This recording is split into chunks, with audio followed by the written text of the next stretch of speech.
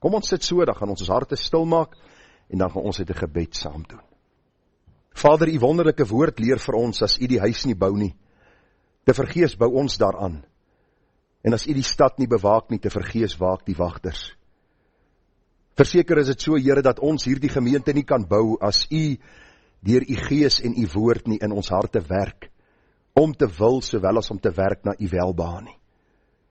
Dankie, Here, dat u hierdie gemeente in die lewe geroep het, en dat u wat 'n goeie werk begin het, dat u dit sal voortsit en sal voleindig, en dat ons kan uitsien na daardie groot en deurligte dag, wanneer ons in u heerlikheid sal wees, om ook die mooi so by u te ontvang. Ons bely, Here, dat ons dikwels ontrou is, soos ons gesing het in hierdie lied, maar u bly getrou. Somtyds is ons moedeloos, Here, maar u kom, wek ons op deur die waarheid van u woord. Somtyds is ons traag en so half traagmenieagtig, en dan kom u deur u gees, en u lei ons na u waarheid, en u bemoedig ons deur u woord, en selfs al tugtig u ons, is dit vir ons beswil, om ons te leer hoe om heilig en sonder gebrek voor u te wees. Daarom loof ons u vanmôre en prys ons u wonderlike naam, want Here, u is die hoof van hierdie gemeente. Ons is u diensknegte, en daarom wil ons voor u kom buig, en vra, Here, dat u met ons sal maak, net soos u wil. Op u slegs wag ons nederig en stil.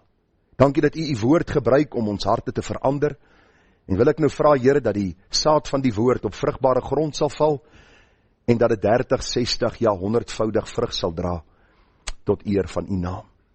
Gemeente, genade, barmhartigheid en vrede word vir u geskenk van God ons hemelse Vader, en ook van ons dierbare Here Jesus Christus, en het word kragtig vermenigvuldig deur die werking van sy gees, hier by ons. Amen. Nou vriende, ons gaan vanmôre die woord van die Here oopmaak, by 2 gedeeltes. Ons gaan uit Genesis 19 'n paar verse saam lees, en dan ook daar in 1 Korintiërs die 6de hoofstuk. Nou vanmôre is ons by ons tweede boodskap wat handel oor die sonde van Sodom en Gomorra. Ons is besig met ons reeks boodskappe vanuit die boek Genesis, en alternatiewe Sondag preek ons so 'n bietjie uit die boek Psalms, maar vanmôre is ons dan by hierdie boodskap wat handel oor wat moet ons as kerk van die Here Jesus doen as dit kom by homoseksuele persone. Ons gaan vanmôre 'n bietjie kyk na wat ons taak en ons opdrag en ons roeping is, en ons gaan vanmôre 'n paar verse saam lees, so kort oorsig met u hanteer, en dan kom ons by vanmôre se boodskap uit. Mag die Here vir ons wysheid gee en insig om dan te verstaan wat die Here vir ons deur sy woord wil kom leer. Ons het verlede week hierdie paar verse gelees, ek gaan dit net weer vir u voorhou, Genesis 19:24, en die Here het swavel en vuur oor Sodom en Gomorra laat reën van die Here uit die hemel. En hy het hierdie stede omgekeer en die hele Jordaanstreek, ook al die inwoners van die stede en wat op die grond groei. En sy vrou, dit is Lot se vrou, het agter hom omgekyk, en sy het 'n soutpilaar geword. En Abraham is vroeg in die môre na die plek, waar hy voor die aangesig van die Here gestaan het. Toe hy uitkyk oor Sodom en Gomorra, en oor die hele land van die Jordaanstreek, sien hy dat rook van die land optrek, soos die rook van 'n smeltoond. En onderwyl God die stede van die Jordaanstreek verwoes, het God aan Abraham gedink en Lot uitgelei uit die omkering toe hy die stede omgekeer het, waar Lot woonagtig was. En dan gaan ons saam lees uit 1 Korintiërs 6, ons gaan daar die 11 verse saam lees. Die apostel Paulus is nou aan die woord, en hy praat met die Korintiër gemeente. Nou, dis baie interessant, is dat baie van die charismatiese kerke, baie van die Five Movement, en daar die kerke, die Korintiër gemeente, as die ideale gemeente, ophef en sê, kyk hierdie gemeente, hulle het verskillende goed gedoen, en die belangrikste een is mos nou die tale praat. As enige oue bietjie kennis van die Bybel het, en 'n studie doen van God se woord, as hierdie gemeente seker die vleeslikste van al die gemeentes. Hierdie mense het toes onder mekaar gehad, en hierdie ou het in taal probeer praat om ander te beïndruk, om te wys hoe geestelik hy is. En Paulus sê, as sekere mense by julle gaan instap, gaan hulle dink dat julle van looitjie getik is. Dis wat die apostel Paulus sê, gaan lees self die brief. Hy skryf 2 briewe, baie hoofstukke, in die 13de hoofstuk van die 2de brief, sê Paulus vir hulle, ondersoek julle self, of julle in die waarheid is. Stel julle self op die proef, of is julle nie seker dat Christus in julle is nie. U sien, hierdie mense het so verval in allerhande goed en dingetjies, dat Paulus vir hulle sê, ek dink julle moet gaan seker maak, dat julle werklik aan Christus behoort. Wat gebeur het is maar, dat die kerk vermeng geraak het, gered en ongered saam. Die koring en die kalf was saam gewees, en Paulus roep hierdie gemeente op. En kom ons kyk wat staan in 1 Korintiërs 6. Hy sê, durf iemand van julle wat 'n saak teen 'n ander het, gaan reg soek voor die onregverdiges en nie voor die heiliges nie? Weet julle nie, dat die heiliges die wêreld sal oordeel nie? En as die wêreld deur julle geoordeel word, is julle dan onbevoeg vir die geringste regsaake? Weet julle nie, dat ons engele sal oordeel nie? Hoeveel te meer die alledaagse dinge? As julle dan alledaagse regsaake het, moet julle die persone daaroor laat sit, wat in die gemeente die minste geag word. Ek sê dit tot julle beskaming, is daar dan nie eens een wyse onder julle, wat uitspraak sal kan doen tussen sy broeders nie? Maar gaan die een broeder met die ander na die regbank, en dit voor ongelowiges? Dan is dit al werklik 'n gebrek onder julle, dat julle regsaake met mekaar het. Waarom lei julle nie liewer onreg nie? Waarom laat julle jul nie liewer berowe nie? Maar julle doen onreg en pleeg roof, en dit aan broeders. Of weet julle nie, dat die onregverdiges die koninkryk van God nie sal beerwe nie? Moenie dwaal nie, geen hoereerders, of afgodedienaars, of egbrekers, of wellustelinge, of sodomiete, of diewe, of gierigaards, of dronkaards, of kwaadsprekers, of rowers sal die koninkryk van God beerwe nie. En hoor wat sê vers 11, en dit was sommige van julle.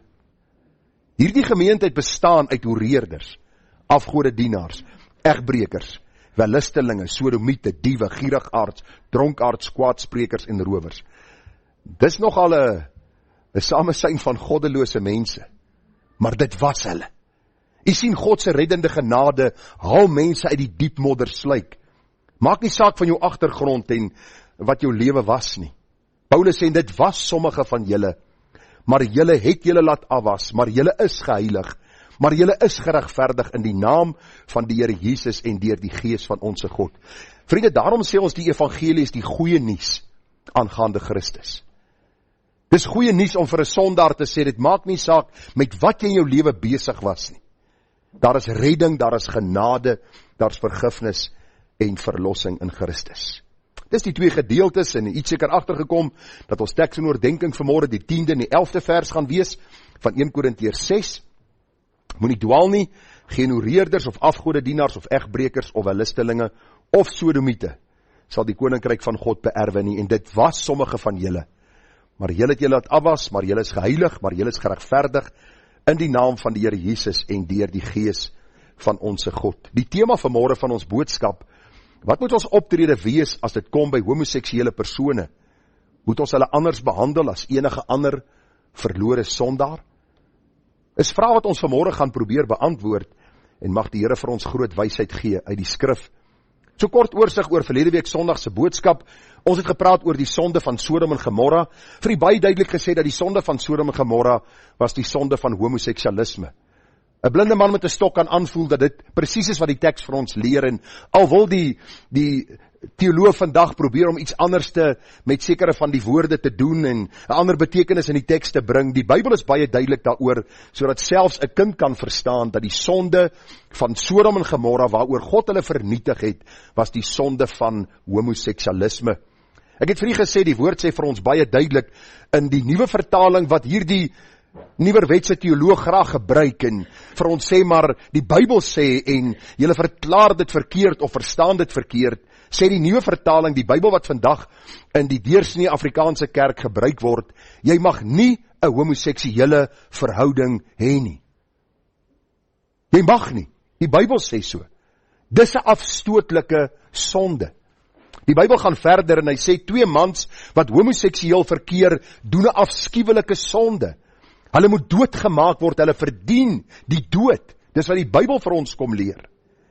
Die Bybel leer vir ons, moenie julle self mislei nie, geen onsedelikes of afgodedienaars of egbrekers of mense wat homoseksualiteit beoefen of diewe of bedrieërs sal deel kry aan die koninkryk van God nie. Vir u gesê, homoseksualisme is wanneer 2 mans saamleef met mekaar soos 'n man en 'n vrou saam met mekaar behoort te lewe, of soos 2 vrouens wat saamleef soos 'n man en 'n vrou moet saamlewe. Ek het vir u baie duidelik gesê dat God in sy woord met geen onduidelike taal vir ons sê, dat dit 'n sonde is nie. Ons tweede punt wat ons verlede week hanteer het, is die gedagte, is ons nie veroordelend en liefdeloos as ons 'n Bybelse standpunt huldig nie. Ek het vir u gesê, verseker nie. Ek dink ons is juis liefdeloos, wanneer ons hierdie mense in hulle sonde los. Wanneer ons goedkeuring gee aan hulle sonde, dan dink ek is ons juis liefdeloos. Ek het vir u verduidelik waarom ons nie liefdeloos is nie, want die Bybel gee vir ons 'n baie duidelike opdrag om ook mense te waarsku. Ek het 'n bietjie met u gepraat oor die sogenaamde wetenskaplike bevindings dat dit geneties oordraagbaar is, vir u baie duidelik uit verskillende bronne gewys dat dit ontbloot is van alle waarheid. Dit is nie geneties oordraagbaar nie, en ek het vir u baie duidelik gewys dat hierdie maar 'n sondige praktyk is waarin mense hulle self bevind. Die vierde gedagte verlede week, waarom al die bohaai? Laat mense begaan, tye verander en mense daarby. Dis die gemaklikste, ek wil amper sê, ding wat hulle gebruik om te sê, los ons, alles verander. En dan sê hulle vir ons, die Bybel word elke nou en dan herskryf, en daar is soveel kulturele dinge wat aangegaan het, en ons kan die teks elkeen verklaar soos ons wil. Dis nie waar nie. God se woord, die teks het een verklaring. Miskien meer as een toepassing, maar een verklaring. En daarom, ons maak nie 'n bohaai nie, ons sê, so sê die Here. Ek het vir u gesê, soos Dr. John MacArthur sê, elke organisasie het reëls en regulasies. God se woord en God se kerk het God se reëls opgeteken in sy woord. Daarom maak ons 'n bohaai oor hierdie dinge, want hierdie ding het ingesypel in die kerk. Vandag stel hulle vir Dominee en Dominee se man voor, as die predikant spaar. En ek het vir u laasweek gesê, miskien het u die antwoord gekry. Ek weet nie hoe hulle die vrou deel aanspreek, as sy 'n man, of hy 'n man is nie. Ek weet nie. Amper vertel ek u die grap van Julius Malema en Caster Semenya. Maar ons sal later daarby kom.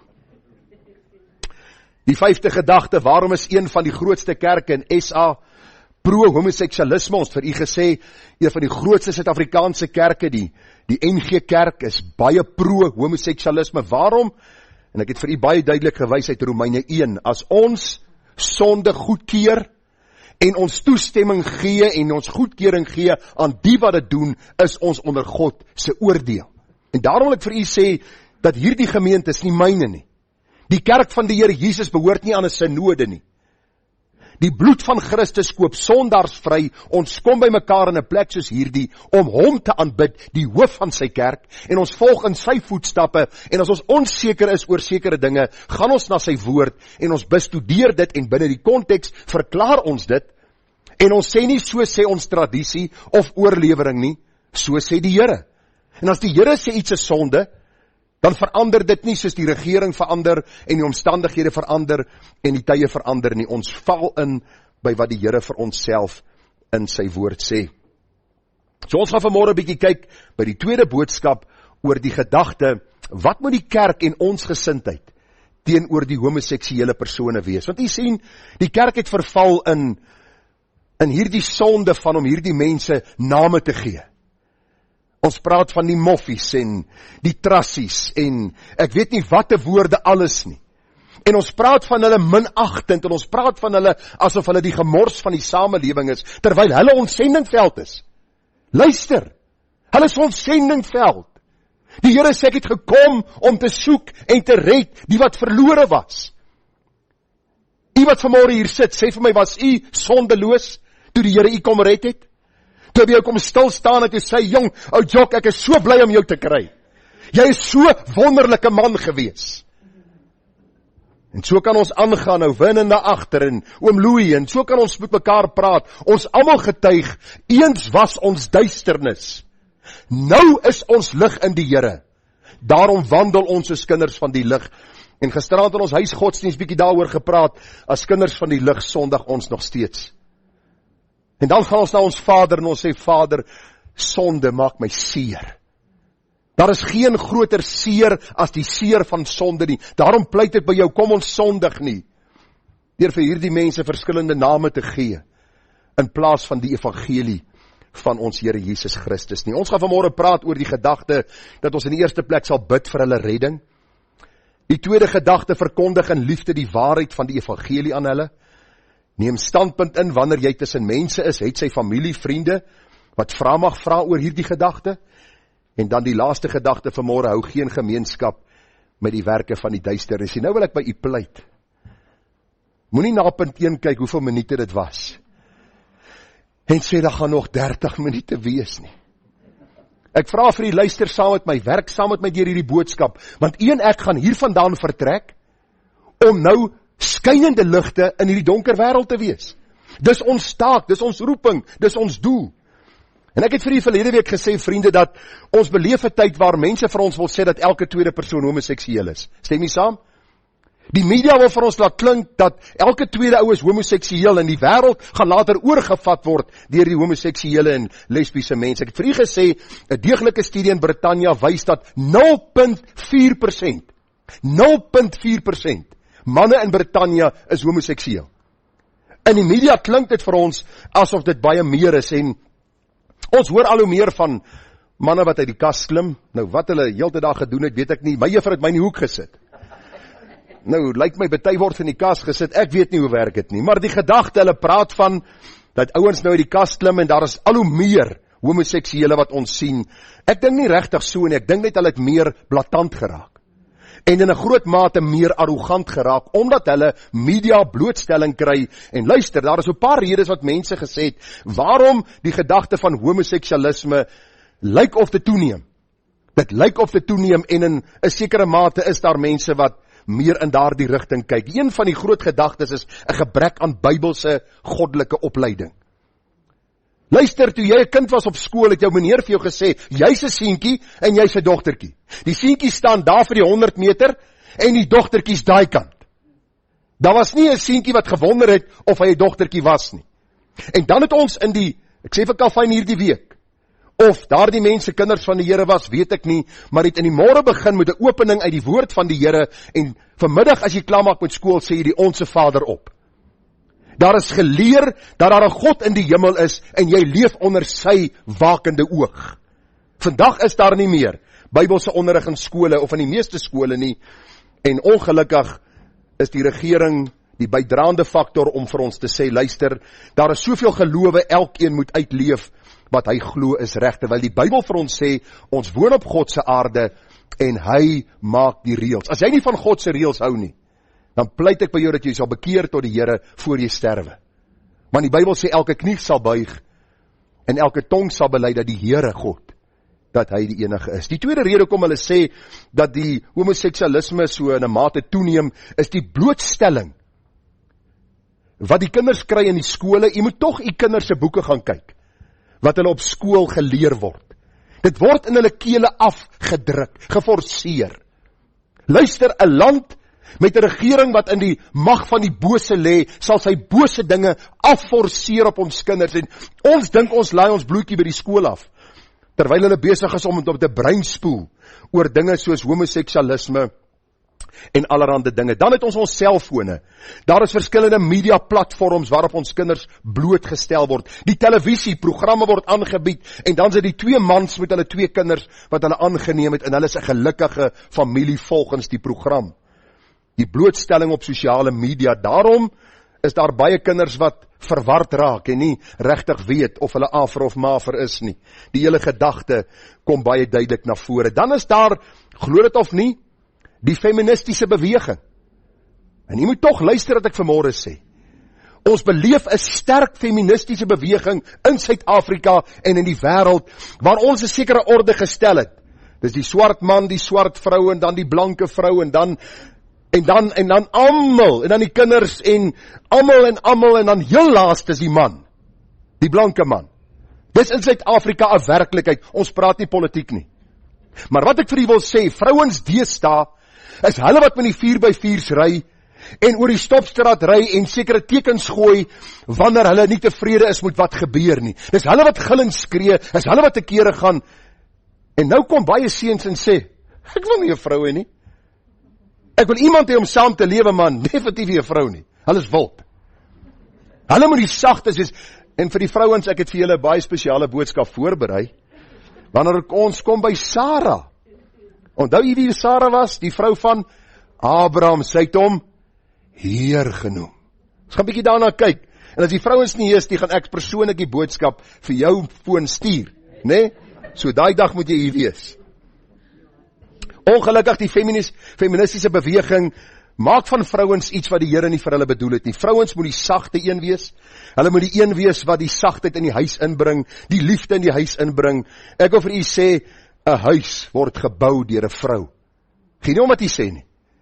'n Vrou het 'n geweldige belangrike rol. En as jy die harde, ongenaakbare skreeuer en vloeker is in die huis, mag God jou genade gee, dat die Here vir jou verander, dat jy sal uitkom by die punt, om te wees wat die Here van jou vra. Dan die volgende een is die egskeidingssyfer. Hulle sê die egskeidingssyfer wat oor die 50% vandag is, al seker by 60%, en dan by tweede huwelike omtrent by 80%, derde huwelike in die 90%, word seuns by die ma groot. Weet jy kom die pa nooit die kind wil vat nie, maar meeste van die tyd vat die ma die kind, word op 'n bepaalde manier groot gemaak, en begin belangstel in die gedagte van homoseksualisme, sag, hy dink hy sag, en ek wil vir die sê, ek het baie vriende wat sag is. Hulle druk nie so hard soos Winnen nie, glo my. En as ons Winnen moet gebruik as voorbeeld, ek ook sag, want hy breek omtrent jou hand as hy jou vat. Maar ek wil vir die sê, om bietjie sagter te praat, en bietjie anders te loop as ander mans, maak nie van jou 'n homoseksueel nie. Alle mans is dieselfde nie, almal se stem is nie 'n bulderende stem nie. Das van hulle wat sagter is, daarom kry ons mans wat sopraan kan sing, en tenor kan sing, en allerhande stemme kan sing. Wat probeer ek vir u sê? Ons moet nie as iemand 'n bepaalde karakter trek of iets het om seker dadelik etiketeer en sy seker homoseksueel nie. Ons het nie die reg daartoe nie. Baie duidelik, hierdie goed is ongelukkig dinge wat hulle noem wat kinders druk in 'n rigting, terwyl hy kind in sy siel weet, ek is nie 'n homoseksueel nie. Die laaste een wat ek wil noem vanmôre is propaganda en leuns deur die media. Hulle sit mense in prominente posisies, by universiteite, by skole, in die regering, op bepaalde plekke, en ongelukkig word hierdie goed afforceer, gepropageer, en mense begin later dink, miskien is ek so gebore, miskien is ek iemand wat maar toch net anderste is, terwyl God vir jou bepaalde doel, 'n skepingsdoel het as man, en as vrou. Ek moet vir u sê, ek wil nooit 'n vrou wees nie, want dan sou ek nooit so pragtige vrou soos myne ontmoet het nie. Ek is dankbaar, ek sê vanmôre weer vir haar, dat ek haar by die kerk kon ontmoet het, by 'n ete, en haar daar gesien het, en 34 jaar het verbygegaan, en ek kan sê, sy is myne. 34 jaar later het ek haar liewer as ooit. Ons het 3 seuns wat die Here ons gegee het. Ons probeer 'n gesin bou wat God verheerlik. Wat 'n voorreg om 'n Bybelse standaard uit te leef, deur die krag van die Here. So wat doen ons met mense wat homoseksueel is? Jong seuns wat besluit en sê, maar luister, ek het besluit, ek is homoseksueel, ek is so gebore, ek voel aangetrokke tot mans, daar is sekere dinge wat hulle ervaar en beleef. Ek wil vir u sê in die eerste plek, kom ons bid vir hulle redding. Waarom begin ons altyd by gebed? Jy kan nie altyd met daardie persoon gaan praat oor die Here nie, maar jy kan met die Here praat oor daardie persoon. Hoor wat ek sê? Jy kan nie altyd met daardie persoon gaan praat en dadelik met die deur in die huis val nie. Maar jy kan met die Here praat oor daardie persoon. Jy kan sê, Here, hier is hierdie man, u weet op die einde van die dag waarin hy blootgestel is. Baie van hulle is gemolesteer toe hulle kinders was en baie goed wat gebeur. Here, ek bid vir hierdie man, ek bid vir hierdie vrou. Ek bid dat u vir hulle genadig en barmhartig sal wees. Hoor wat sê die apostel Paulus oor sy eie volk. Hy sê, broeders, die verlange van my hart en die gebed wat ek tot God vir Israel doen, is tot hulle redding. Nou, wat het gebeur met die volk Israel? Hulle is in ballingskap weggevoer. Assiriese ballingskap, Babyloniese ballingskap, oor hulle aanhoudende sonde. Was homoseksualisme deel van die volk Israel se sonde? Ja, verseker. Hoerery, onreinheid, boosheid, dronkenskap, al hierdie sonde was deel van hulle lewe. En tog het hulle gemeen, hulle as verbondskinders, God het 'n verbond met hulle gesluit in hierdie man Abraham. En die Bybel leer vir ons baie duidelik, dat Jesus later vir hulle sê in Johannes 8:44, julle dink julle het Abraham as vader, maar ek sê vir julle, julle het die duiwel as vader. Ek dink dit was 'n ontnigtering. Toe hierdie mense wat deur tradisie gegaan het, gedink het hulle is kinders van die Here, maar die Here sê dat hulle eintlik kinders van die duiwel is. Daarom kom die apostel Paulus en hy sê, in die eerste plek wat ek doen, ek bid vir hulle. Ek bid vir my mede-volksgenote. Ek bid vir hulle wat in sonde vasgevang is. U sien, As ons hierdie gedagte bekyk, dan sien ons dadelik dat die volk Israel ook gemeen het, hulle is reg in hulle wandel en handel, net soos baie homoseksuele vandag wil voorgee.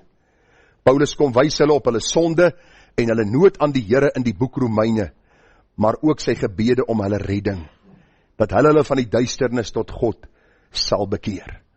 Onthou u die dag, toe hulle daar die vrou wat in ontug geleef het, Johannes 8 na die Here gebring het?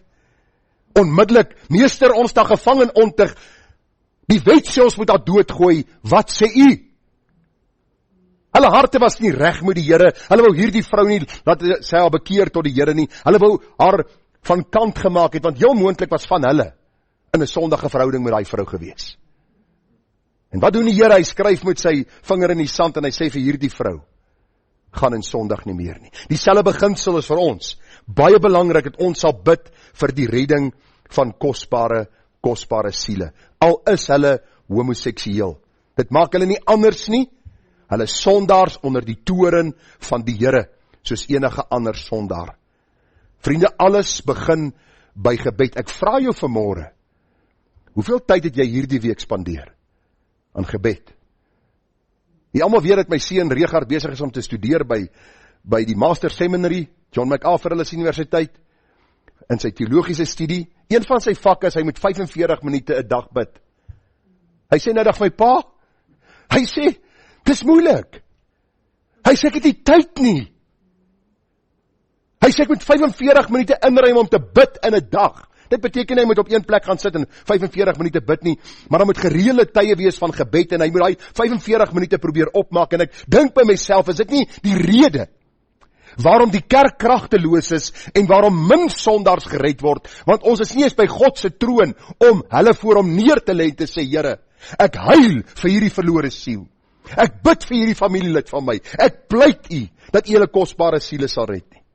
Dit begin alles by gebed. Abraham pleit vir Sodom en Gomorra.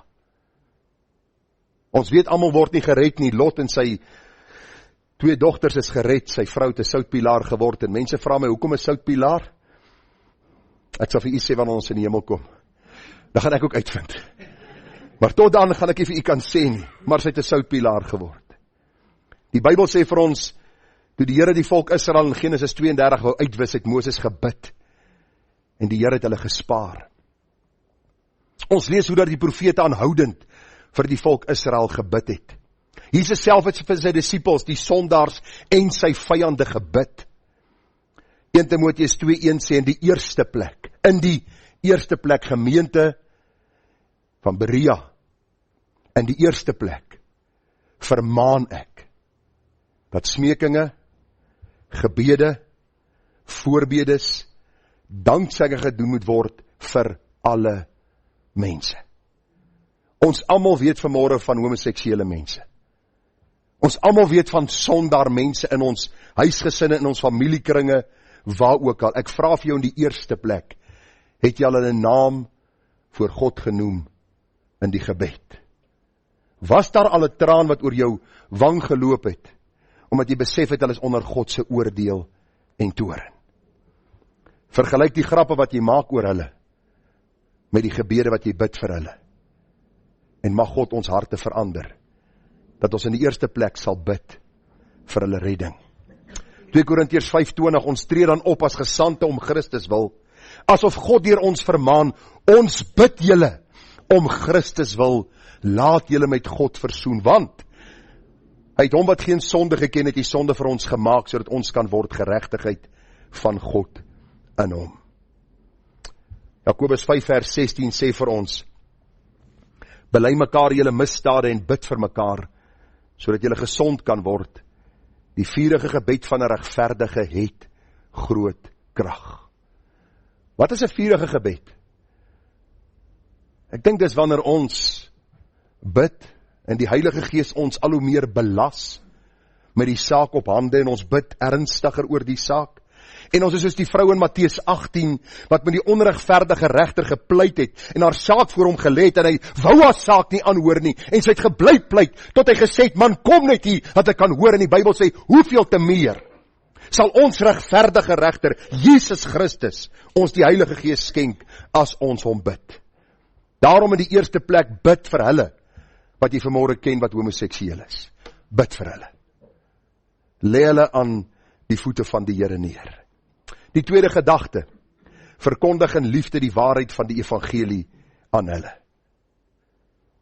Jy stap nie na homoseksueel en sê vir hulle, julle plekkie is geboek in die hel. Die warmste plek is vir julle. Dan moet ek hierdie boodskap stuur wat ek hierdie week geluister het van een van hierdie besondere predikers wat gepraat het, Dr. Justin Peters. En hy sê, hy dink die warmste plek in die hel is gereserveer vir die valse leraars. Vir die dominees wat vanmôre op die kant sal staan en vir die homoseksueel sê, God is tevrede met jou lewe. Hy wil hê met jou potensiaal uitleef. Hy het jou so geskape. Hy wil hê jy moet gelukkig wees in die verhouding waarin jy staan. Dis hulle wat eendag voor God die groter oordeel sal verkry. Want die Bybel sê, broeders, moenie baie leraars wil wees nie, want hulle sal 'n groter oordeel ondergaan. Daarom sê ek net, ek is hier om vir u te sê, sola scriptura. As die gemeente later vir my sê, ons wil nie meer hoor wat God sê nie, dan weet ek my werk is klaar. Maar tot die Here kom, sal ek getrou wees om hierdie waarheid vir u te verkondig, dat ons in liefde vir hulle met die waarheid van die evangelie deurgee. Hoor wat sê die Bybel, Johannes 8, vers 32, en julle sal die waarheid ken, en die waarheid sal julle vrymaak. Sê vir my, wat is hierdie waarheid? Die Bybel. Want Johannes 17, vers 17 sê Jesus, heilig hulle in u waarheid, u woord is die waarheid. So Jesus sê, julle sal die waarheid ken en die waarheid sal julle vrymaak, en dan heilig hulle in u waarheid, u woord is die waarheid. Baie belangrik dat ons dit sal raak sien.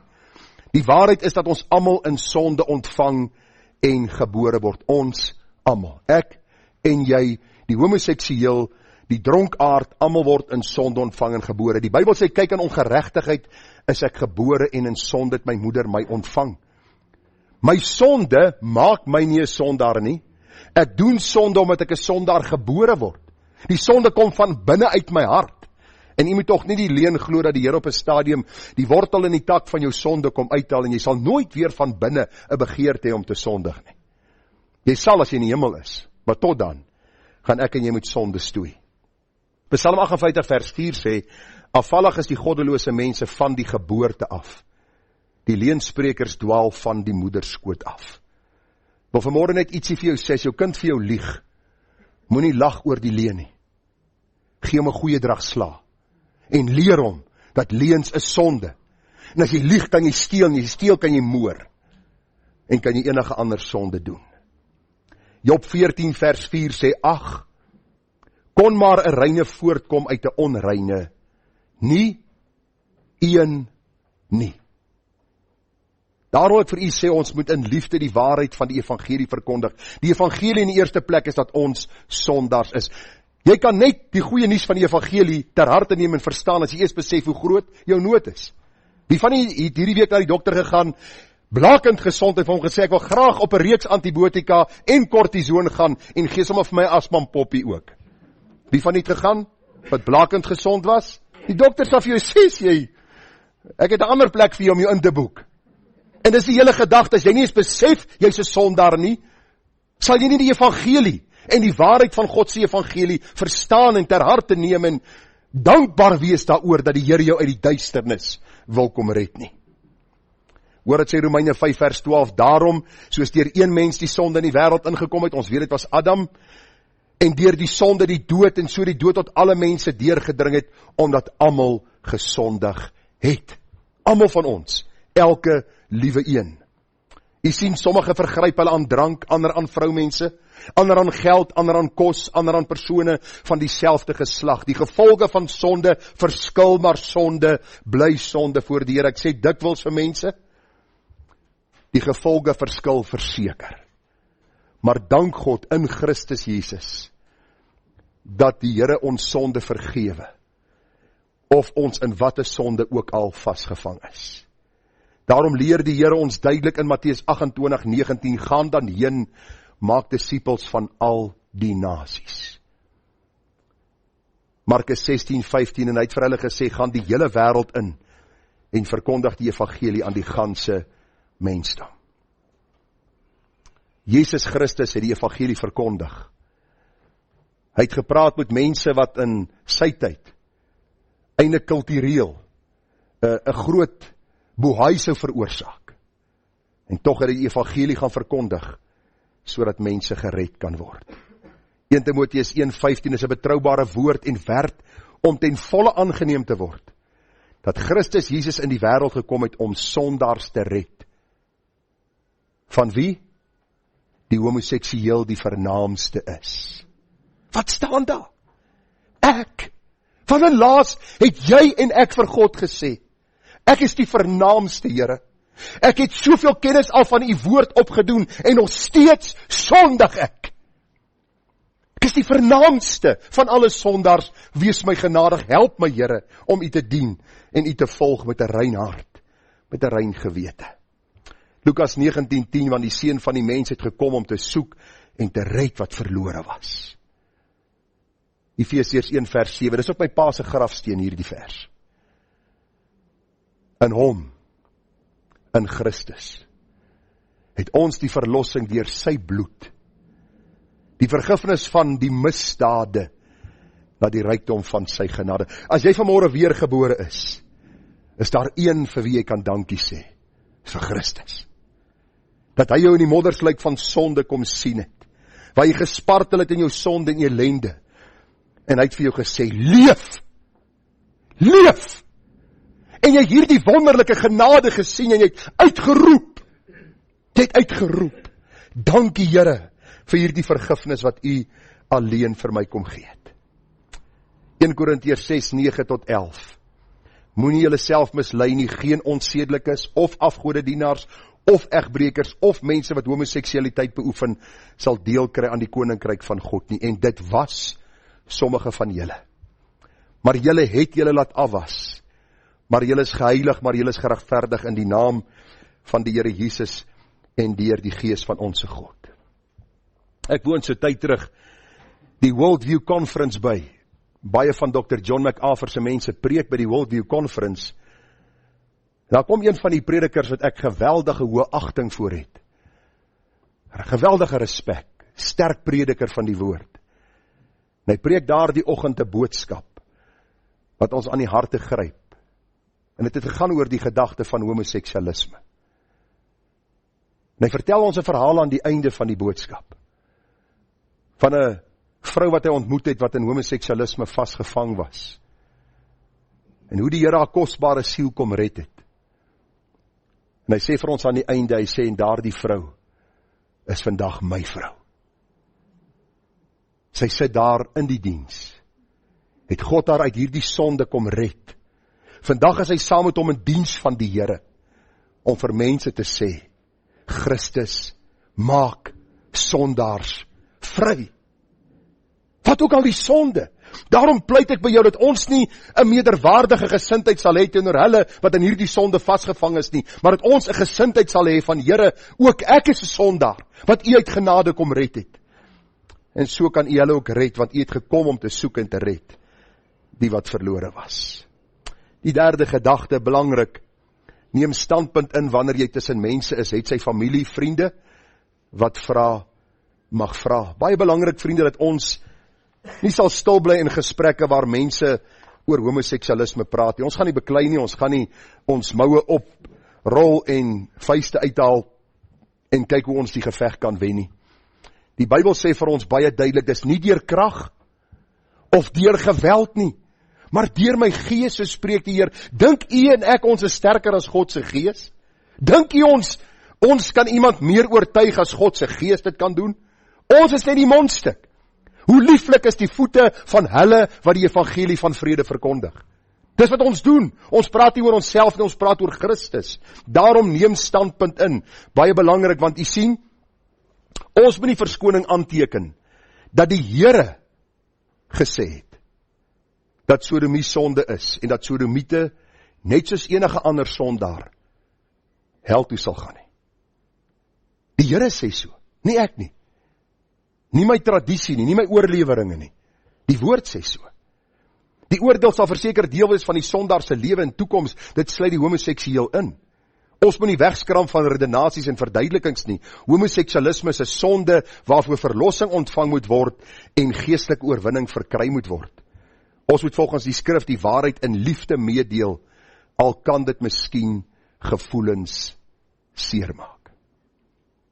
Mense se velletjies is dun. Hulle kry ou krappie en dan is 'n ou sweer. En later is dit soos Job se sweer wat hulle moet krap met 'n potskerf. Dis asof mense nie 'n aptyd nie het vir waarheid nie. Dis asof waarheid melaats geword het. Ons wil net nie waarheid meer hoor nie.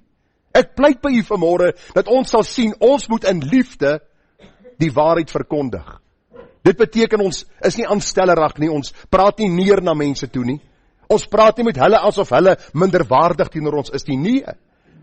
Ons doen dit met die liefde van ons Here Jesus Christus. 1 Petrus 3:12 sê, want die oë van die Here is op die regverdiges en sy ore tot hulle gebed, maar die aangesig van die Here is teen die kwaaddoeners. En wie is dit wat julle kwaad sal aandoen as julle navolgers is van die goeie? Maar as julle ook moet ly ter wille van die geregtigheid, salig is julle. En vrees hulle glad nie en wees nie ontsteld nie, maar heilig die Here God in julle harte. En wees altyd bereid om verantwoording te doen aan elkeen van julle, of aan elkeen wat van julle rekenskap eis omtrent die hoop wat in julle is met sagmoedigheid en vrees. Daarom moet ons met sagmoedigheid en vrees hierdie waarheid, die evangelie wat ons lewens kom verander het, aan ander mense meedeel. Markus 8:35 tot 38. Want elkeen wat sy lewe wil red, sal dit verloor, maar elkeen wat sy lewe om my ontwil en om die evangelie ontwil verloor, hy sal dit red. Want wat sal dit 'n mens baat as hy die hele wêreld wen en aan sy siel skade ly? Wat sal 'n mens gee as 'n losprys vir sy siel? Want elkeen wat hom vir my en my woorde skaam in hierdie owerspelige en sondige geslag, vir hom sal die seun van die mens ook skaam wanneer hy kom in die heerlikheid van sy Vader met sy heilige engele. Ek wil vir u vanmôre sê, ons hoef ons nie te skaam oor wat die Here gesê het nie. Want dit dra God se autoriteit. As God gesê het, homoseksualisme is 'n sonde, dronkenskap, oorspel, hoerery en al hierdie goeie sonde, dan sê ons, eens was ons duisternis, en nou is ons lig in die Here. Verkondig die evangelie, antwoord vra. As daar 'n gesprek is en mense probeer dit verdedig, sê vir hulle dat ons staan op die autoriteit van die Bybel. En die skepper van hemel en aarde het gesê, en daarom sê ons. Die laaste gedagte, en ek sluit daarmee af. Hou geen gemeenskap met die werke van die duisternis. In die eerste plek beoefen 'n kind van God nie homoseksualisme nie. En in die tweede plek hou ons nie gemeenskap met die werke van die duisternis nie. Baie keer sê ouers vir my kind het uit die kas geklim en hy en sy kerel kom kuier. En sê ek, wat? Kuier waar? Gaan hulle by die gastehuis inboek? Want hulle gaan nie onder my dak slaap nie.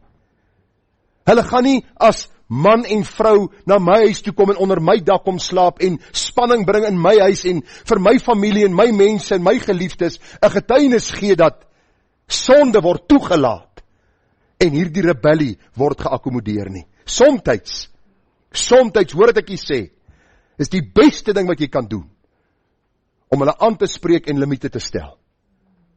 Want jy sien, 'n gesin gee veiligheid. En baie keer soek hierdie homoseksuele, omdat hulle in hulle hart met hierdie sonde worstel, hoor wat ek jy sê, hulle worstel met die sonde. In Amerika, as daar 'n wredemoord plaasgevind het, waar iemand met 16 en 17 en 18 steekwonde doodgemaak is die eerste ding wat die polisie doen, hulle kyk of hierdie persoon in 'n homoseksuele of lesbiese verhouding was nie. Dis van die jaloerste mense, van die wreedste mense wat jy kry, want hulle stoei in hulle siele met hulle sonde. En ons kan dit nie akkommodeer nie. Ek het vir my seuns baie keer gesê, seun, ek het jou lief, maar ek het jou nie meer lief as die Here nie. Ek het die Here in die eerste plek lief. Hy het jou vir my gegee. Ek het hom in die eerste plek lief. En dan het ek jou lief.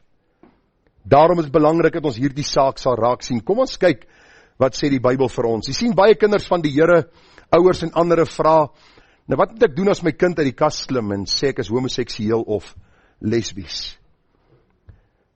Ek dink in die eerste plek ons moet hulle ernstig berisp. Onthou jy, daar was 'n man in die Ou Testament, sy naam was Eli. Eli was lief vir die gesteelde vleis, wat sy kinders gebring het.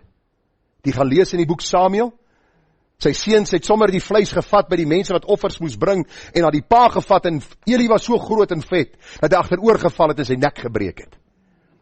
Eli was die priester van God. Hy het vir Hanna gesê, is jy 'n vrou wat dronk is? Hy oordeel hierdie vrou Hanna, terwyl sy eie lewe voor God nie reg is nie, en hoor God se oordeel oor Eli en sy seuns. Hoor wat sê die Here. 1 Samuel 3:13. En ek sal hom te kenne gee dat ek sy huis gaan oordeel tot in ewigheid, oor die ongeregtigheid wat hy geweet het. Want toe sy seuns skande oor hulle self gebring het, het hy hulle nie streng bestraf nie. Ons bloetjies is vir ons vandag belangriker as God. Hoor wat ek hier sê.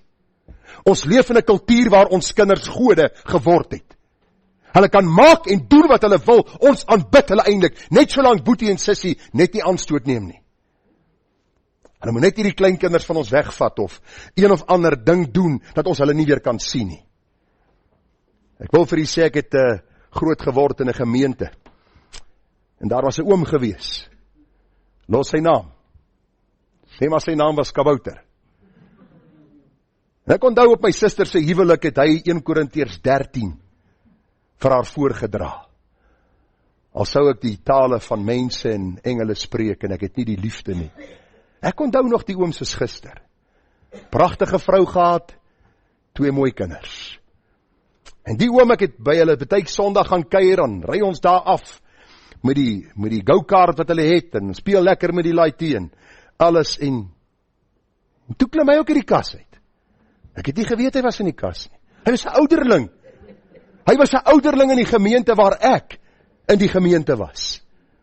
En die volgende oomblik begin hy met 'n jonger man uitgaan. Los sy vrou en los sy kinders. Dit was vir ons onverstaanbaar gewees, en ek wil vir u sê, ek het gesien hoe hy in sy sonde agteruitgaan. Hy het letterlik elke 6 maande ouer geword in sy voorkoms. In sy boosheid, saam met hierdie man gebly. Hy's gewaarsku keer op keer, en hy's later vermoor. Weet nog nie deur wie nie. Maar die gedagte net baie duidelik. Die oomblik wanneer mense in hierdie sonde verval, en hulle probeer hulle self van jou distansieer, as jy hulle nie wil aanvaar nie, laat dit so wees. Terwille van Christus, en terwille van sy koninkryk. Eel het hulle nie streng bestraf nie, en ons moet mense wat in sonde vasgevang is, wat 'n sonde ook al, in besonder die sonde waaroor die Here Sodom en Gomorra vernietig het, die sonde van homoseksualisme, ons moet hulle streng bestraf, om vir hulle te sê, die uiteinde van jou pad, is die oordeel van die Here. En die Bybel sê, vreeslik is dit om te val in die hande van 'n lewende God.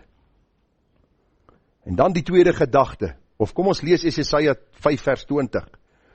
Wie hulle wat sleg goed noem en goed sleg, wat die duisternis lig maak en die lig duisternis, wat bitter soet maak en soet bitter. Die Here sê, wee hulle. 2 Korintiërs 6:14, moenie in dieselfde juk trek saam met die ongelowiges nie. Want watter deelgenootskap het die geregtigheid met die ongeregtigheid, en watter gemeenskap het die lig met die duisternis. Ek hoor al hoe meer hoe ouers hulle kinders in sonde akkommodeer. Of dit nou homoseksualisme is, of lesbianisme, of die man en die vrou saam bly onder pa en ma se dak, of wat ook al. Dis asof Christene net nie meer standpunt wil inneem nie. Ons is hier om standpunt in te neem, nie as volmaakte mense nie. Nie as jy kyk af na die sondaar en jy praat met hom asof jy geen sonde het nie. Maar jy praat met hom as weergeborene wat genade ontvang het en wat daagliks vlug van die sonde. En dan die laaste gedagte, onthou, vriendskap met die wêreld is vyandskap teen God. Die Here sê, egbrekers en egbreeksters, weet julle nie dat die vriendskap van die wêreld vyandskap teen God is nie.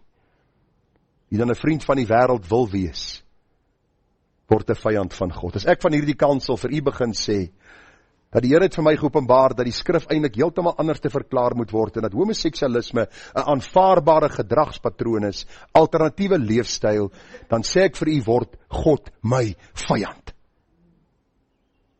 Hy word my vyand, en ek wil vir u sê, dat almal eerder my vyand word, voor die God van hemel en aarde. Want hy gaan die laaste sê hê, Aan die einde van hierdie lewe gaan jy nie voor 'n kommissie staan nie. Jy gaan nie voor familie en vriende staan nie. Jy gaan voor die Almagtige staan en hy gaan vir jou vra, wat het jy gedoen met my evangelie? Daarom belangrik, ons kan nie vriendskap met die wêreld aangaan nie. My kind moet weet ek is lief vir hom. Daai familielid of vriend of daardie persoon wat in die kerk was wat homoseksueel gedraai het, moet weet ons is lief vir hulle. Hulle moet weet ons bid vir hulle. Hulle moet weet ons dra hulle op aan die Here, maar dat hulle moet bekeer. Nie aangaan in hulle sondige leefwyse nie, maar hulle tot die Here moet bekeer. Jesus self sê in Matteus 10:35, want ek het gekom om tweedrag te verwek tussen 'n man en sy vader en tussen 'n dogter en haar moeder, en 'n skoondogter en haar skoonmoeder. En 'n mens se huisgenote sal sy vyande wees. Die vader of moeder bo my liefhet is my nie waardig nie. En die seuns of dogter bo my liefhet is my nie waardig nie. In ons gemeente vanmôre is daar mense wat swaar kry, omdat van hulle kinders en kleinkinders homoseksueel gedraai het. Ewe skielik word die versiere na hulle gerig. Hoekom aanvaar julle nie hierdie man dat sy naam nou verander het en hy sy geslag verander het nie? Hoekom aanvaar julle nie hierdie kinders nie? Hoekom aanvaar julle nie almal nie? Deesdae is ons lyk my in die besigheid van aanvaarding. Almal moet almal aanvaar. Die Bybel sê vir ons, die Here bring soms verdeeldheid in 'n huis.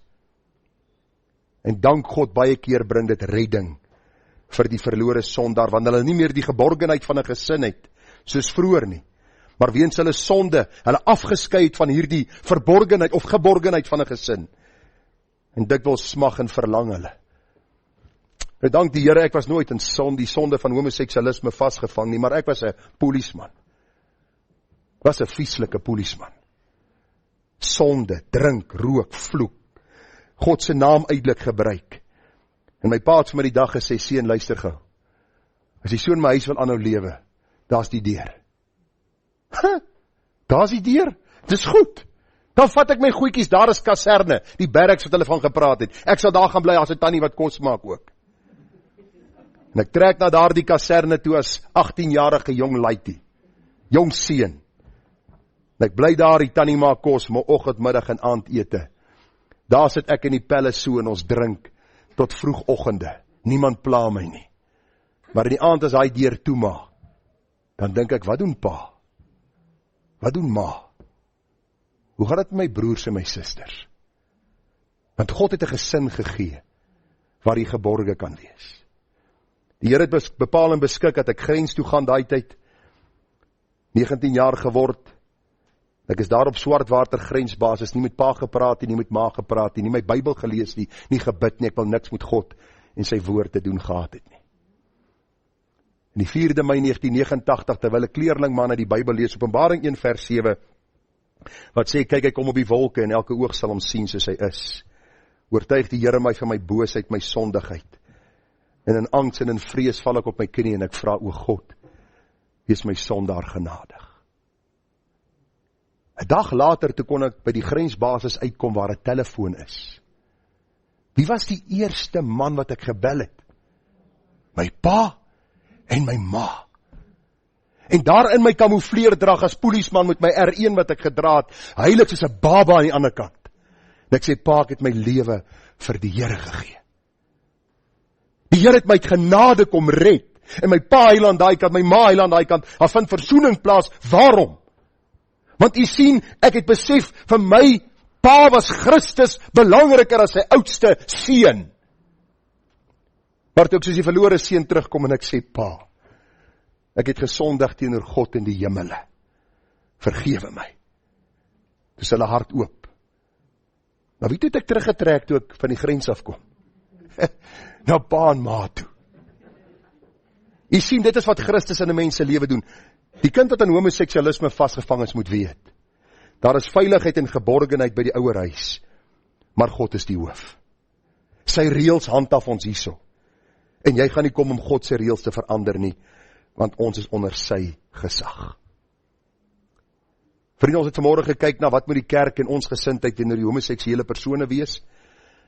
Vir die gesê dat daar versekerde verlossing in Jesus vir hulle te vinde is. Wat kan ons doen? Bid vir hulle redding. Verkondig in liefde die waarheid van die evangelie aan hulle.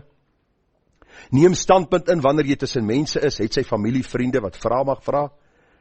Hou geen gemeenskap met die werke van die duisternis nie. Ek sluit af, moenie dwaal nie. Geen hoereerders, of afgodedienaars, of egbrekers, of wellustelinge, of sodomiete, of diewe, of gierigaards, of dronkaards, of kwaadsprekers, of rowers, sal die koninkryk van God beerwe nie. En dit was sommige van julle. Maar julle het julle laat afwas, maar julle is geheilig, maar julle is geregverdig in die naam van die Here Jesus en deur die Gees van onsse God. En elke sondaar kan vanmôre sê, amen. Ons dank die Here, dit is sy genade, wat my lewe kon verander het. Ek loof en ek prys sy naam. Kom ons bid saam. Vader, wat groot genade het U net nie aan ons kom bewys, die dag toe U mens kom word het, 'n sondelose lewe kom leef het, 'n eenmalige volmaakte dood kom sterf het, sodat elkeen wat in U glo nie verlore mag gaan nie, maar die ewige lewe kan hê. Die hartseerste van lewe, die mees kompliseerde lewe is iemand wat in rebellie teenoor God lewe. Wat 'n sonde hulle ook al in vasgedraai mag wees. U het gesê in die woord dat U gekom het om die gevangenes vry te laat. Sonde is 'n gevangenis waarin ons vasgesluit is, toegesluit is. Dis asof ons teen daai tralie skit en ruk en ons weet nie om uit te kom nie. Tot die evangelie van Christus daar die deur oopsluit. Die bloed ons reinig van alle sonde.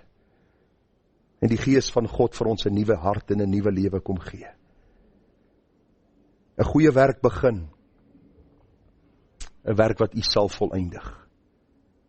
Help ons, Here, om aan hierdie mense in liefde die waarheid te verkondig en vir hulle te kan sê, Jesus Christus red. Ons eer en ons dank U dat ons hierdie waarheid kan proklameer, want Here, U maak alles nuut en ons eer U daarvoor.